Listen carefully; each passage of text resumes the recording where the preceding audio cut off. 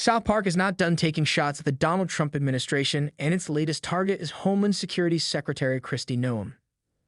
South Park has never been shy about poking the hornet's nest, and in its second episode of season 27, titled Got a Nut, the show goes all in on dissecting modern America's obsession with money, influence, and moral compromise. As always, Trey Parker and Matt Stone deliver a heavy cocktail of sharp political satire, over-the-top humor, and surprisingly heartfelt moments. This episode fires on all cylinders as it weaves together three distinct yet thematically linked narratives, each exploring how the pressure to make your nut, slang for earning enough to cover your basic expenses, pushes people into questionable territory.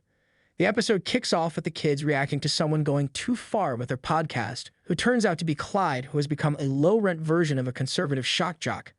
He rants about everything from The Juice, a purposely vague jab at anti-Semitic undertones, to inflammatory takes on gender and abortion. But Clyde isn't pushing these views out of deep conviction, he's chasing clicks. He aims to earn around $60 a week to cover his subscription to video games, food delivery apps, and streaming platforms. In his words, he's just trying to make his nut. The framing sets the tone for the episode's larger critique, how financial insecurity can incentivize people to embrace provocative personas, even if it means throwing ethics out the window. Clyde's antics go viral, and soon he's being applauded as a young master debater, a title that becomes a hilariously overused pun throughout the episode. Cartman, of course, is livid. Clyde is stealing his thunder as South Park's resident provocateur.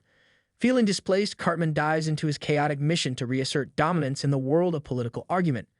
His attempts to become the ultimate master debater spiral into a frenzy, culminating in scenes where his mother awkwardly catches him practicing his arguments in the bathroom and bedroom. While the surface-level joke is classic South Park innuendo, there's a deeper commentary on how boys are seduced by online debate culture that promises power and clout through outrage.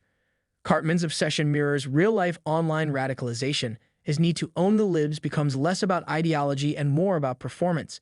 It's a parody of a digital generation more interested in going viral than standing for anything meaningful. Meanwhile, Mr. Mackey's quiet crisis is perhaps the episode's emotional core. After 26 years as the school counselor, he's been abruptly fired due to government budget cuts. Suddenly, he's left calculating his nut, which amounts to around $80 a week. The absurdity of such a small figure causing so much chaos is a pointed jab at the fragility of the average American financial existence. Mackey's journey into desperation leads him to consider a job with immigration and customs enforcement. At first, he's horrified by the idea, but he finds himself slipping when faced with a fat salary and bonuses. A recruitment ad starring a parody of Kristi Noem called Chrissy Noem sells the job of terrifying enthusiasm, including a story about shooting her own puppy to make a point about hard choices. It's peak South Park dark, absurd, and unsettlingly close to reality. Once on the job, Mackey quickly finds himself in moral quicksand. He's told to round up the brown ones, a slogan that couldn't be more blunt in its criticism of racial profiling.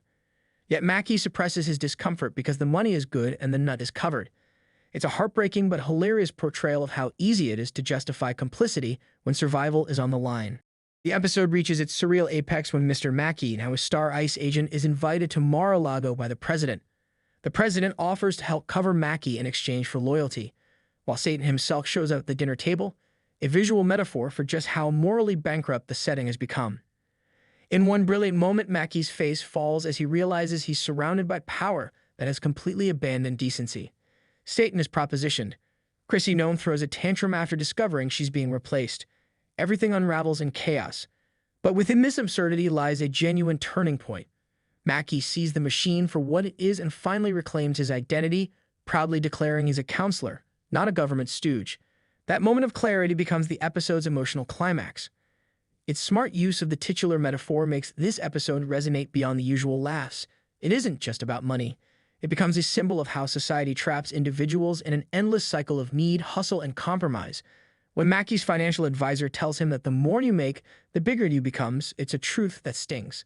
The episode argues that chasing it never ends. It just grows, pulling you deeper into situations that force you to abandon who you are. The same pressure drives Clyde to say terrible things for clicks. It drives Mackey to wear a badge and detain immigrants. It drives Cartman to lose touch with reality in his quest for online validation. Each character's descent is rooted in something painfully relatable, the fear of not having enough and the desperation to feel like you matter. South Park has always juggled shock value and smart commentary, and this episode proves the show still has its edge. The way it skewers podcast culture, showing how empty debate tactics are more about performance than substance, is sharp and timely. Clyde's tactics of asking loaded questions and declaring victory when others stumble mimic real-world influencers who thrive on confusion and sound bites. At the same time, the episode doesn't spare liberal reactions either. While right-wing antics are clearly being mocked, the show also pokes fun at performative outrage and the inability to mount meaningful responses in public discourse. It's this balance that makes South Park's satire feel fresh even after nearly 3 decades. Visually, the episode reinforces its themes with clever direction. Bright, simplistic South Park scenes contrast with the murky, exaggerated darkness of Mar-a-Lago. The editing moves quickly between Clyde's podcast, Cartman's obsessive debates, and Mackey's descent into ice work, reinforcing that all these activities, while different in tone, stem from the same cultural rot. By the time the episode ends, Mackey has escaped Mar-a-Lago, rediscovered his purpose, and rejected the systems that corrupted him. But the world around him remains unchanged. That's the brilliance of it. It's not just about one man's journey. It's a critique of a society where making it has become more important than living with integrity. This is more than just a funny episode.